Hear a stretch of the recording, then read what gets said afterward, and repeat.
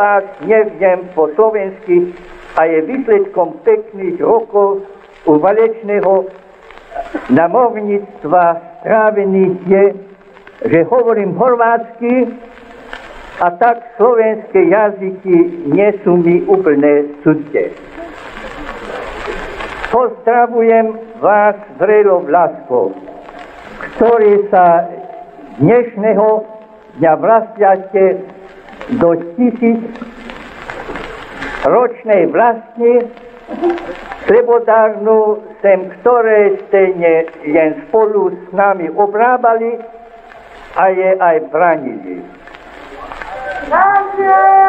Buďte presvedčení, že spolucítiaca láska celého maďarského národa zabezpečí vám mimo zvýšenia životnej úrovne aj úplnú slobodu slovenského jazyka a kultúry.